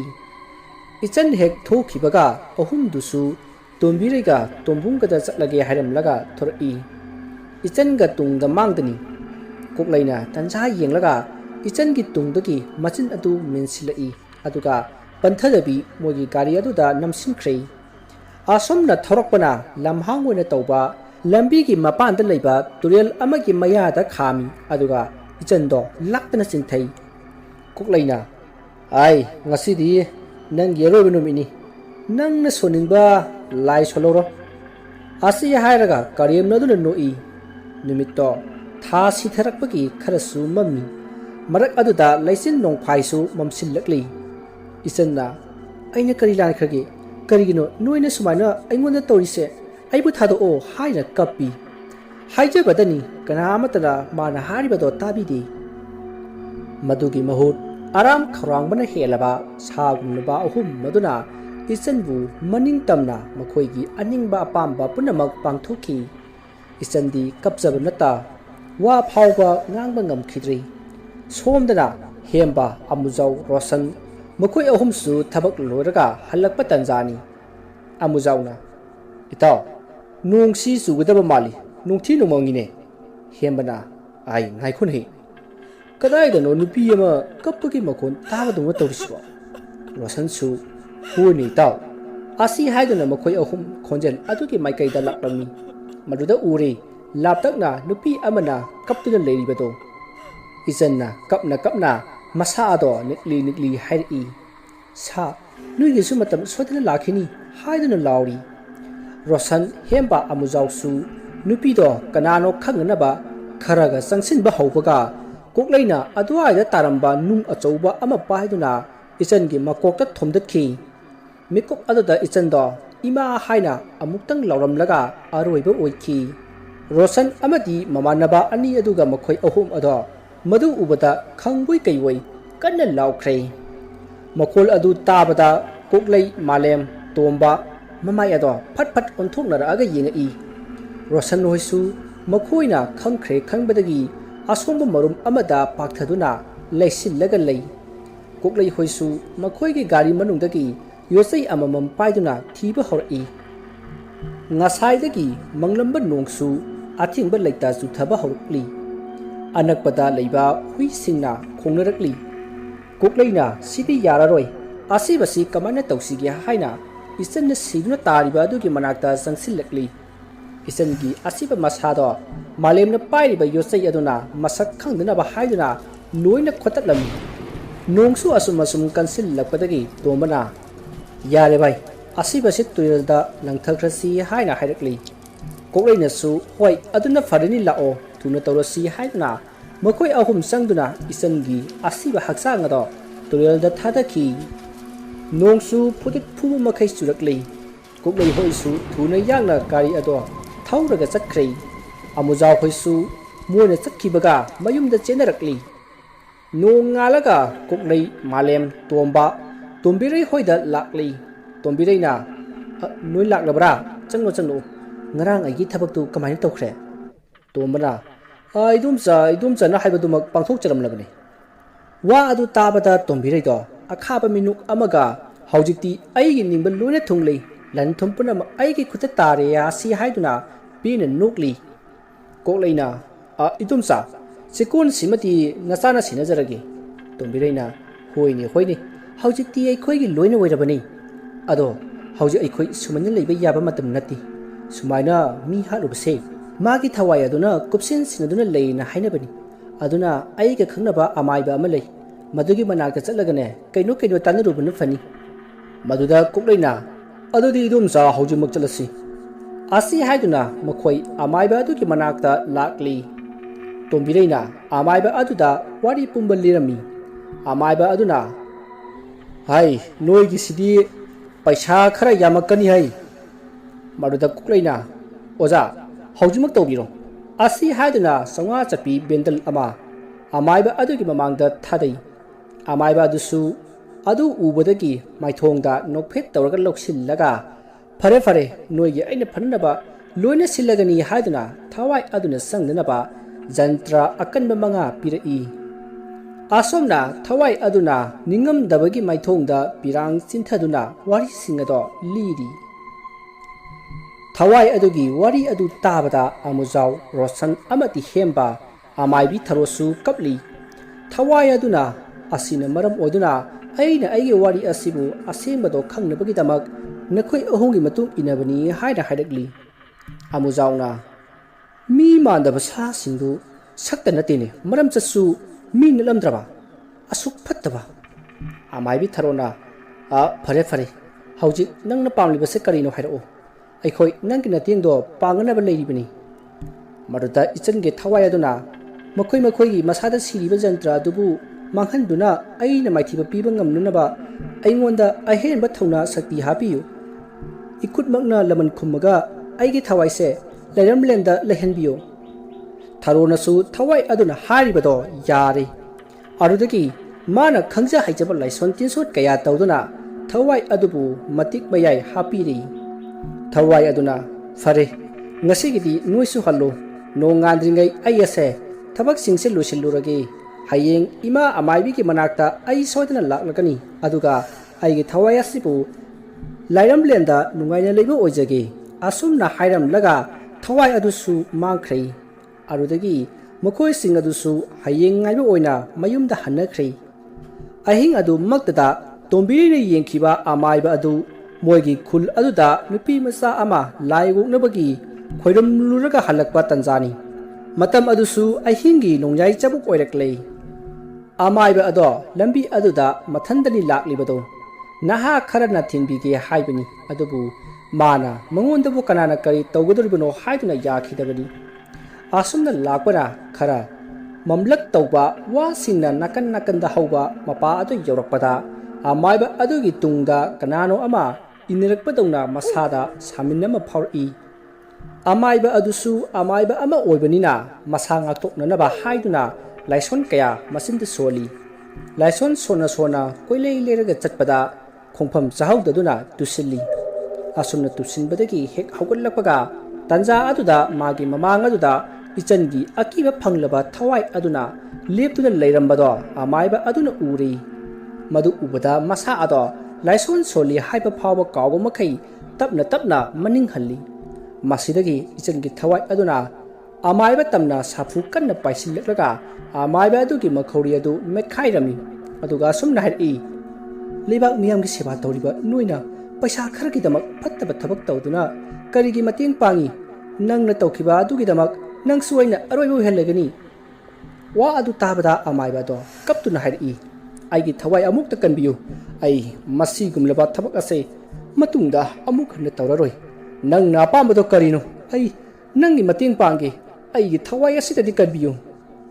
ichange thawai adu akiba minoga man nuktuna hai adudi haujimak nangna makhoide pikhiba jantra adugi matik mayai pumba lawthukadabani wafam adu amaiba adusu hoi haiduna makhaduda khongrai channa phamthai aduga mana khangjaba singado tawraga leiwa khara solaga jantra aduda yauriba matik mayai punamak lawthokli madu loiraba matung thawai ado hauna amuktang noklam laga mangkhrei amaiba adusu mayum tamna chenkhirami tombiregi yumdani tombung ado mikap tholakpada sakhum lomda kanagumba ama sangkhibagi makhol tai arudagi magi nupi oiraba jala haiduna nakanda yengbadadi ningaidana tumduna lerami madudagi tombungdu kanano yengurage haiduna tumina saksang lomda laklami ꯀꯅꯥꯃꯠꯇ ꯂꯩꯔꯝꯗꯦ ꯑꯗꯨꯗꯒꯤ ꯃꯅꯤꯡ ꯀꯥꯗ ꯆꯪꯂꯛꯄꯗ ꯃꯅꯤꯡꯒꯤ ꯊꯣꯡ ꯑꯗꯣ ꯂꯣꯟꯁꯤꯟꯕ ꯀꯥꯎꯕꯒꯤ ꯁꯕꯥꯛ ꯐꯥꯛꯇꯨꯅ ꯂꯩꯔꯝꯃꯤ ꯍꯩꯃꯥ ꯑꯩꯗꯤ ꯉꯁꯥꯏ ꯊꯣꯡꯁꯤ ꯂꯣꯟꯁꯤꯜꯂꯝꯕ ꯀꯥꯎꯔꯗꯅ ꯍꯨꯔꯥꯟꯕꯒ ꯑꯣꯏꯔꯖꯥꯠꯂꯥ ꯉꯁꯤꯒꯤꯗꯨꯕꯣ ꯑꯁꯤ ꯍꯥꯏꯗꯨꯅ ꯃꯅꯤꯡꯂꯣꯝꯗ ꯍꯥꯏꯐꯦꯠ ꯊꯣꯔꯛꯂꯤ ꯇꯟꯖꯥ ꯑꯗꯨꯗ ꯌꯨꯝꯊꯛꯇꯒꯤ ꯏꯆꯟꯒꯤ ꯊꯋꯥꯏ ꯑꯗꯨꯅ ꯇꯣꯝꯕꯨꯡꯒꯤ ꯃꯁꯥꯗ ꯆꯣꯡꯁꯤꯟꯈꯤ ꯑꯗꯨꯗꯒꯤ ꯇꯣꯝꯕꯨꯡ ꯑꯗꯣ ꯏꯆꯟꯒꯤ ꯊꯋꯥꯏ ꯆꯪꯈ꯭ꯔꯕ ꯃꯁꯥ ꯑꯗꯣ ꯃꯆꯤꯡ ꯃꯁꯣꯟ ꯅꯥꯏꯕ ꯍꯧꯔꯛꯏ ꯆꯥꯛꯈꯨꯝꯗ ꯂꯩꯕ ꯊꯥꯡ ꯑꯗꯨ ꯄꯥꯏꯔꯒ ꯈꯣꯡꯊꯥꯡ ꯅꯥꯏꯅ ꯃꯣꯏꯒꯤ ꯀꯥ ꯇꯝꯅ ꯇꯨꯃꯤꯟꯅ ꯂꯥꯛꯂꯝꯃꯤ ꯑꯗꯨꯒ ꯇꯨꯝꯗꯨꯅ ꯂꯩꯔꯤꯕ ꯃꯥꯒꯤ ꯅꯨꯄꯤ ꯑꯗꯨꯒꯤ ꯀꯥꯡꯈꯠ ꯑꯗꯨ ꯍꯥꯏꯗꯣꯛꯑꯒ ꯃꯥꯅ ꯄꯥꯏꯔꯤꯕ ꯊꯥꯡ ꯑꯗꯨꯅ ꯇꯣꯝꯕꯤꯔꯩꯒꯤ ꯃꯉꯛꯁꯝ ꯑꯗꯨꯗ ꯊꯨꯝꯅ ꯊꯤꯟꯖꯤꯜꯂꯒ ꯑꯣꯠꯈꯤ ꯇꯣꯝꯕꯤꯔꯩꯗꯣ ꯏꯛ ꯏꯛ ꯂꯥꯎꯅ ꯃꯃꯤꯠꯇꯒꯤ ꯃꯄꯤ ꯇꯥꯔꯛꯑꯒ ꯑꯔꯣꯏꯕ ꯅꯨꯡꯁꯥ ꯁꯣꯔ ꯍꯣꯟꯈꯤ ꯏꯆꯟꯒꯤ ꯊꯋꯥꯏꯅ ꯆꯪꯉꯤꯕ ꯇꯣꯝꯕꯨꯡꯖꯨ ꯈꯣꯟꯖꯦꯜ ꯑꯗꯣ ꯑꯅꯤ ꯊꯣꯛꯅ ꯅꯣꯛꯂꯒ ꯍꯥꯏꯔꯛꯏ ꯃꯁꯥꯒꯨꯝꯗꯤ ꯑꯩꯕꯨ ꯑꯗꯨꯛꯀꯤ ꯅꯨꯡꯁꯤ ꯂꯩꯇꯅ ꯍꯥꯠꯇꯣꯛꯍꯟꯕ ꯀꯔꯤꯁꯨ ꯂꯩꯇꯕ ꯂꯟ ꯊꯨꯝ ꯈꯛꯀꯤꯗꯃꯛ ꯅꯣꯏꯗꯤ ꯁꯤꯈꯤꯕꯅ ꯐꯩ ꯑꯁꯤ ꯍꯥꯏꯔꯒ ꯏꯆꯟꯒꯤ ꯊꯋꯥꯏ ꯑꯗꯣ ꯄꯦꯟꯅ ꯄꯦꯟꯅ ꯅꯣꯛꯂꯝꯂꯒ ꯇꯣꯝꯕꯨꯡꯕꯨꯁꯨ ꯃꯁꯥꯅ ꯄꯥꯏꯔꯤꯕ ꯊꯥꯡ ꯑꯗꯨꯅ ꯊꯤꯟꯗꯠꯆꯗꯨꯅ ꯍꯥꯠꯇꯣꯛꯈ꯭ꯔꯤ ꯁꯣꯝꯗꯅ ꯀꯣꯛꯂꯩ ꯃꯥꯂꯦꯝ ꯑꯃꯗꯤ ꯇꯣꯝꯕ ꯃꯈꯣꯏ ꯑꯍꯨꯝ ꯆꯦꯛꯀꯣꯟ ꯑꯗꯨꯗ ꯉꯁꯤꯗꯤ ꯄꯥꯔꯇꯤ ꯇꯧꯗꯨꯅ ꯌꯨ ꯊꯛꯑꯒ ꯂꯩꯔꯝꯃꯤ ꯌꯨ ꯉꯥꯎꯃꯟꯕꯗꯒꯤ ꯂꯣꯏꯅꯃꯛ ꯇꯨꯝꯊꯅꯔꯝꯃꯤ ꯇꯣꯝꯕ ꯑꯗꯣ ꯃꯄꯥꯟ ꯊꯣꯛꯅꯤꯡꯉꯤ ꯍꯥꯏꯗꯨꯅ ꯍꯧꯒꯠꯂꯛꯂꯤ ꯑꯗꯨꯒ ꯃꯥꯅ ꯃꯄꯥꯟ ꯊꯣꯛꯎꯔꯒ ꯑꯣꯟꯊꯣꯔꯛꯄꯗ ꯃꯥꯂꯦꯝꯗꯣ ꯂꯦꯞꯄꯒ ꯂꯩꯔꯝꯃꯤ ꯇꯣꯝꯕꯅ ꯀꯩꯗꯧꯔꯕ ꯅꯪꯗꯤ ꯍꯧꯖꯤꯛꯇ ꯇꯨꯝꯍꯧꯗꯥꯏꯅꯦ ꯈꯪꯕꯨ ꯈꯪꯉꯤꯅꯦ ꯑꯩꯗꯤ ꯃꯥꯂꯦꯝꯅ ꯑꯁ ꯚꯥꯏ ꯈꯣꯡ ꯌꯥꯝ ꯍꯥꯏꯅꯤꯡꯉꯤ ꯅꯪ ꯉꯥꯏꯍꯥꯛꯇ ꯉꯥꯏꯈꯣꯀꯣ ꯑꯁꯤ ꯍꯥꯏꯗꯨꯅ ꯅꯥꯀꯟ ꯑꯃꯗ ꯉꯥꯏꯍꯜꯂꯤ ꯃꯤꯅꯤꯠ 5ꯒꯤ ꯃꯇꯨꯡ ꯇꯣꯝꯕꯅ ꯃꯥꯂꯦꯝ ꯂꯣꯏꯔꯕ꯭ꯔꯣ ꯀꯨꯏꯃꯜꯂꯦꯅꯦ ꯍꯥꯏꯅ ꯀꯧꯏ ꯑꯗꯨꯕꯨ ꯀꯅꯥꯃꯠꯇ ꯈꯨꯝꯂꯛꯇꯦ ꯇꯣꯝꯕꯁꯨ ꯀꯅꯥ ꯑꯃꯠꯇ ꯈꯨꯝꯂꯛꯇꯕ ꯑꯗꯨꯗ ꯃꯁꯥꯗꯣ ꯑꯀꯤꯕ ꯑꯃ ꯐꯥꯎꯔꯛꯂꯤ ꯑꯗꯨꯗꯒꯤ ꯑꯣꯟꯊꯣꯔꯛꯄꯒ ꯃꯥꯒꯤ ꯃꯃꯥꯡꯃꯛꯇꯗ ꯃꯁꯝꯅ ꯃꯃꯥꯏ ꯈꯨꯝꯕꯤ ꯅꯨꯄꯤ ꯑꯃ ꯂꯦꯞꯇꯨꯅ ꯂꯩꯔꯝꯃꯤ ꯃꯗꯨ ꯎꯕꯗ ꯇꯣꯝꯕꯅ ꯀꯅꯥꯅꯣ ꯅꯪ ꯍꯥꯏꯅ ꯍꯪꯉꯤ ꯑꯗꯨꯒ ꯃꯅꯤꯡ ꯍꯜꯂꯤ ꯏꯆꯟꯒꯤ ꯊꯋꯥꯏ ꯑꯗꯨꯅ ꯑꯀꯤꯕ ꯈꯣꯟꯖꯦꯜ ꯑꯃꯗ ꯅꯣꯛꯇꯨꯅ ꯍꯥꯏꯔꯛꯏ ꯑꯩꯕꯨ ꯑꯗꯨꯛ ꯊꯨꯅ ꯀꯥꯎꯕ ꯑꯁꯤ ꯍꯥꯏꯗꯨꯅ ꯉꯁꯥꯏ ꯃꯈꯩ ꯃꯁꯝꯅ ꯈꯨꯝꯂꯝꯕ ꯃꯃꯥꯏ ꯑꯗꯣ ꯍꯥꯏꯒꯠꯂꯛꯏ ꯑꯀꯤꯕ ꯐꯪꯂꯕ ꯏꯆꯟꯒꯤ ꯁꯛꯇꯝ ꯑꯗꯨ ꯎꯕꯗ ꯇꯣꯝꯕꯗꯣ ꯂꯥꯎꯒꯦ ꯍꯦꯛ ꯇꯧꯕꯒ ꯏꯆꯟꯒꯤ ꯊꯋꯥꯏ ꯑꯗꯨꯒꯤ ꯃꯈꯨꯠ ꯑꯗꯨꯅ ꯇꯣꯝꯕꯒꯤ ꯈꯅꯥꯎ ꯃꯅꯨꯡ ꯑꯗꯨꯗ ꯊꯤꯡꯖꯤꯜꯂꯒ ꯒꯣꯔꯣ ꯒꯣꯔꯣ ꯑꯣꯠꯈꯤ ꯑꯗꯨꯒ ꯂꯥꯛꯅꯩ ꯑꯁꯨꯝꯅ ꯇꯧꯔꯛꯄꯗ ꯇꯣꯝꯕ ꯑꯗꯣ ꯈꯥꯡꯕ ꯉꯝꯗꯕ ꯃꯈꯩ ꯃꯄꯤ ꯇꯥꯅ ꯐꯖꯪ ꯀꯥꯎꯔꯝꯂꯒ ꯑꯔꯣꯏꯕ ꯑꯣꯏꯈꯤ ꯏꯆꯟꯒꯤ ꯊꯋꯥꯏ ꯑꯗꯣ ꯀꯟꯅ ꯀꯟꯅ ꯅꯣꯛꯂꯛꯏ ꯈꯣꯟꯖꯦꯜ ꯑꯗꯨ ꯇꯥꯕꯗ ꯃꯥꯂꯦꯝ ꯑꯗꯣ ꯃꯃꯤꯠ ꯈꯪꯁꯤꯡ ꯁꯤꯡꯂꯛꯏ ꯃꯥꯂꯦꯝꯅ ꯀꯣꯏꯂꯩ ꯂꯩꯅ ꯌꯦꯡꯕꯗ ꯇꯣꯝꯕ ꯂꯩꯔꯝꯗꯕ ꯑꯗꯨꯗ ꯁ꯭ꯋꯥꯏ ꯂꯥꯎꯏ ꯃꯁꯥ ꯑꯗꯣ ꯅꯣꯝꯂꯤ ꯇꯧꯗꯨꯅ ꯀꯣꯛꯂꯩꯗ ꯍꯧꯗꯣꯔꯛꯏ ꯃꯥꯂꯦꯝꯅ ꯏꯌꯥꯝꯕ ꯀꯣꯛꯂꯩꯁꯨ ꯇꯥꯔꯗꯨꯅ ꯀꯩꯗꯧꯔꯦ ꯃꯥꯂꯦꯝꯅ ꯏꯌꯥꯝꯕ ꯇꯣꯝꯕ ꯂꯩꯔꯝꯗ꯭ꯔꯦ ꯋꯥꯍꯩ ꯑꯗꯨ ꯇꯥꯕꯗ ꯀꯣꯛꯂꯩꯅ ꯃꯥꯗꯤ ꯀꯥꯏ ꯆꯠꯈ꯭ꯔꯕ ꯃꯥꯂꯦꯝꯅ ꯑꯁ ꯈꯪꯗꯦ ꯁꯣꯝꯗ ꯅꯨꯄꯤ ꯑꯃꯅ ꯅꯣꯛꯄꯒꯤ ꯈꯣꯟꯖꯦꯜꯁꯨ ꯇꯥꯕꯒꯨꯝꯅ ꯇꯧꯔꯤꯁꯤ ꯇꯥꯕ꯭ꯔꯣ ꯏꯌꯥꯝꯕ ꯑꯁꯤ ꯍꯥꯏꯅ ꯍꯪꯕ ꯂꯣꯏꯗ꯭ꯔꯤꯉꯩ ꯏꯆꯟꯒꯤ ꯊꯋꯥꯏ ꯑꯗꯣ ꯃꯣꯏ ꯑꯅꯤ ꯇꯝꯅ ꯑꯀꯟꯕ ꯁꯥꯐꯨ ꯑꯃꯒ ꯂꯣꯏꯅꯅ ꯄꯥꯏꯁꯤꯜꯂꯛꯏ ꯑꯅꯤ ꯑꯗꯨꯁꯨ ꯀꯤꯗꯨꯅ ꯆꯦꯟꯒꯦ ꯇꯧꯏ ꯏꯆꯟꯒꯤ ꯊꯋꯥꯏ ꯑꯗꯨꯅ ꯃꯥꯂꯦꯝꯒꯤ ꯃꯈꯣꯡ ꯑꯗꯣ ꯄꯥꯏꯔꯒ ꯌꯥꯜꯂꯤ ꯃꯥꯂꯦꯝꯅ ꯏꯌꯥꯝꯕ ꯑꯩꯕꯨ ꯑꯝꯇ ꯀꯜꯂꯣ ꯏꯌꯥꯝꯕ ꯑꯁꯨꯝꯅ ꯀꯧꯏ ꯑꯗꯨꯕꯨ ꯀꯣꯛꯂꯩꯅ ꯍꯥꯏꯐꯦꯠ ꯌꯦꯡꯉꯝꯃꯒ ꯃꯊ꯭ꯋꯥꯏ ꯍꯤꯡꯖꯤꯟꯅꯕ ꯍꯥꯏꯗꯨꯅ ꯆꯦꯟꯈꯤ ꯃꯥꯂꯦꯝ ꯑꯗꯣ ꯃꯃꯤꯠꯇꯒꯤ ꯃꯄꯤ ꯇꯥꯅ ꯌꯦꯡꯗꯨꯅ ꯂꯩꯍꯧꯏ ꯏꯆꯟꯒꯤ ꯊꯋꯥꯏ ꯑꯗꯨꯅ ꯃꯥꯂꯦꯝ ꯑꯗꯣ ꯑꯃꯨꯛ ꯀꯟꯅ ꯅꯝꯁꯤꯜꯂꯛꯏ ꯃꯥꯂꯦꯝ ꯑꯗꯣ ꯍꯤꯛ ꯂꯥꯎꯗꯨꯅ ꯑꯔꯣꯏꯕ ꯑꯣꯏꯅ ꯀꯟꯅ ꯂꯥꯎꯔꯝꯃꯤ ꯀꯣꯛꯂꯩꯁꯨ ꯃꯥꯂꯦꯝꯅ ꯂꯥꯎꯈꯤꯕꯗꯣ ꯇꯥꯏ ꯑꯗꯨꯗꯒꯤ ꯀꯤꯗꯅ ꯃꯁꯤ ꯃꯔꯨꯝ ꯑꯃꯗ ꯇꯨꯃꯤꯟꯅ ꯂꯩꯁꯤꯟꯗꯨꯅ ꯂꯩꯔꯝꯃꯤ ꯏꯆꯟꯒꯤ ꯊꯋꯥꯏꯅ ꯃꯇꯨꯡꯂꯣꯝꯗꯒꯤ ꯋꯥꯔꯕ꯭ꯔꯣ ꯆꯦꯟꯕ ꯂꯦꯞꯄꯗꯤ ꯀꯩꯗꯧꯔꯒꯦ ꯍꯥꯏꯅ ꯍꯪꯂꯛꯏ ꯃꯗꯨ ꯇꯥꯕꯗ ꯀꯣꯛꯂꯩꯗꯣ ꯀꯣꯏꯆꯦꯟ ꯆꯦꯜꯂꯤ ꯏꯆꯟꯒꯤ ꯊꯋꯥꯏꯅ ꯂꯥꯛꯅꯕ ꯌꯥꯕ ꯂꯥꯛꯅꯔꯒ ꯀꯣꯛꯂꯩꯁꯨ ꯃꯈꯣꯡ ꯄꯥꯏꯗꯨꯅ ꯆꯤꯡꯕ ꯍꯧꯔꯛꯂꯝꯃꯤ ꯑꯁꯨꯝꯅ ꯇꯧꯔꯛꯄꯗ ꯀꯣꯛꯂꯩꯗꯣ ꯃꯁꯥ ꯃꯎ ꯄꯨꯝꯅꯃꯛ ꯏꯅ ꯄꯨꯡꯉꯥꯡ ꯂꯩ ꯀꯣꯛꯂꯩꯅ ꯏꯆꯟꯒꯤ ꯊꯋꯥꯏ ꯑꯗꯨꯗ ꯀꯞꯄꯒ ꯍꯥꯏꯖꯔꯛꯏ ꯑꯩ ꯂꯥꯟꯈ꯭ꯔꯦ ꯑꯩꯕꯨ ꯉꯥꯛꯄꯤꯌꯣ ꯑꯩꯒꯤ ꯊꯋꯥꯏꯗꯗꯤ ꯀꯟꯕꯤꯌꯣ ꯍꯥꯏꯅ ꯀꯞꯇꯨꯅ ꯍꯥꯏꯖꯔꯤ ꯋꯥꯍꯩ ꯑꯗꯨ ꯇꯥꯕꯗ ꯅꯣꯛꯑꯒ ꯏꯆꯟꯅ ꯍꯥꯏꯔꯛꯏ ꯀꯔꯤꯒꯤ ꯉꯥꯛꯄꯤꯕ ꯑꯩꯅ ꯅꯈꯣꯏꯗ ꯅꯨꯃꯤꯠꯇꯨꯗ kera khana haijabada tabi bagi mahut nakhoi gi apa amok oina famda chathi banatra aina haidra nakhoi ki sumatam lakhini haina asi haiduna koklei to chengi thawaina koklei gi masa adu laktuna langbada yosai amada phawna lengduna mathwai mangle asomna ichengi thawai aduna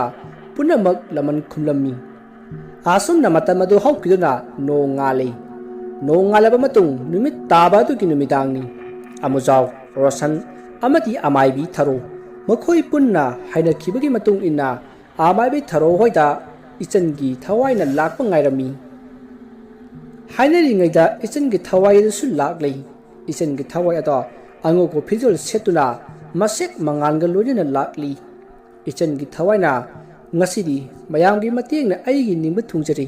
mathangi mapok haiba ama amuk leram labadi aisu nakhoigi marakta amuk khanna pokchage ko aisu ngasidagi aigi ithau loirabanina leram lenda chakhrage ima maibi na aibu chatnanaba tawiro asiya haina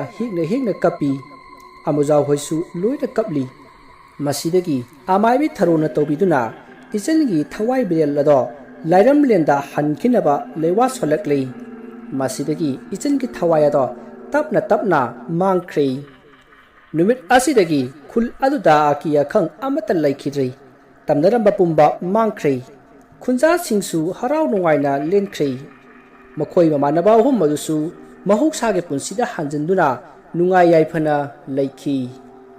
wari asi matang asita loijari wari asida suichiba langkiba wahai wata khibik tabiriba singna puksel sauna nga pigani